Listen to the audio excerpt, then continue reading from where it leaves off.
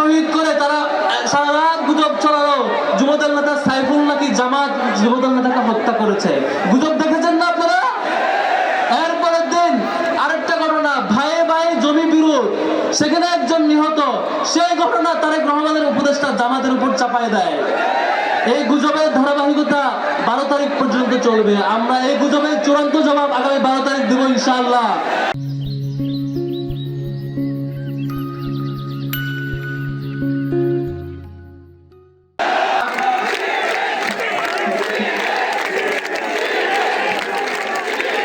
আমি জামাতের উপস্থিতিতে আর কথা বাড়াবো না, কয়েকটা মৌলিক বিষয় স্মরণ করিয়ে দিতে চাই আপনাদেরকে।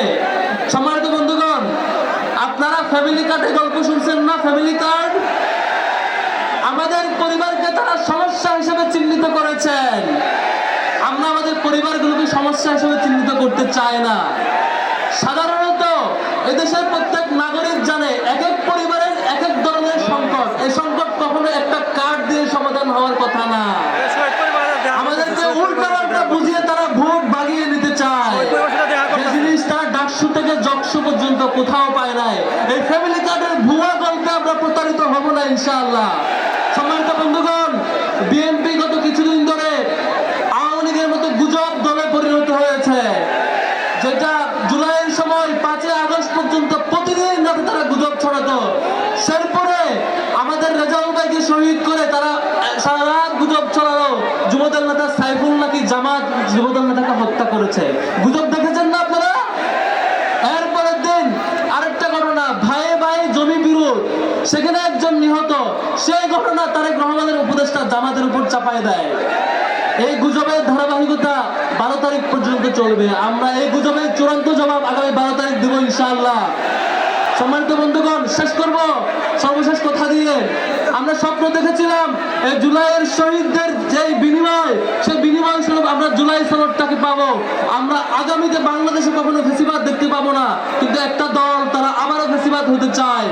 তারা আমাদের চাপে পড়ে কোন রকম দায়সারা বক্তৃতা দিয়ে গণভোটের পক্ষে বলেছে, যদিও সেটি দায়সারা বক্তব্য, কিন্তু এখন পর্যন্ত তারা লোকাল পর্যায়ে প্রত্যেকটা জনপদে গণভোটের বিপক্ষে কথা বলে। আমরা যারা আবারও বিচার বিভাগকে কন্ট্রোল করতে চায়, যারা আবারও ফেসিবাদ হতে চায়, যারা আবারও এই দেশে হাসিনাবাদী কায়েম করতে চায়, তাদেরকে আগামী 12 তারিখ লাল কার্ড দেখাবো ইনশাআল্লাহ। আগামী 12 তারিখ 2টা ভোট হবে, 2টা ভোট। এক নাম্বার ভোট হবে গণভোটে হ্যাঁ ভোট। কোনটা? দ্বিতীয় ভোট একমাত্র মার্কা। কোনটা? কোন মার্কা? আগামীতে যে মার্কা জিতবে সেটি হচ্ছে আমাদের আমির জামাতের মার্কা, ইনসাফের মার্কা, এই জনপদের মার্কা, দাঁড়িপাল্লা ইনশাআল্লাহ। সম্মানিত বন্ধুগণ, যেই চাঁদাবাজের খপ্পরে এই দেশ পড়েছে, যে চাঁদাবাজ লুটতরাজ এবং লুণ্ঠনের ভয়ে গত একটা বছর প্রত্যেকটা জনপদে আমাদেরকে পার করতে হয়েছে, তার চূড়ান্ত জবাব আমরা আগামী 12 তারিখ দেব ইনশাআল্লাহ। আমরা সর্বশেষ দেখেছি জকসুতে, ডাকসু পার হয়ে জকসুতে এসে আমরা সেই জবাব পেয়েছি না? সেই ভয়ে তারা নির্বাচন কমিশন ঘেরাও করেছে এবং শাহজালাল প্রযুক্তি বিশ্ববিদ্যালয়ের নির্বাচন স্থগিত করেছিল। আপনারা দেখেছেন? আমরা এর জবাব আগামী 12 তারিখ দেব ইনশাআল্লাহ। আবারও আহ্বান করছি, গণভোটে হ্যাঁ ভোট আর জাতীয় নির্বাচনে দাঁড়িপাল্লা, এই 2টি ভোট আপনাদের কাছে প্রত্যাশা করছি।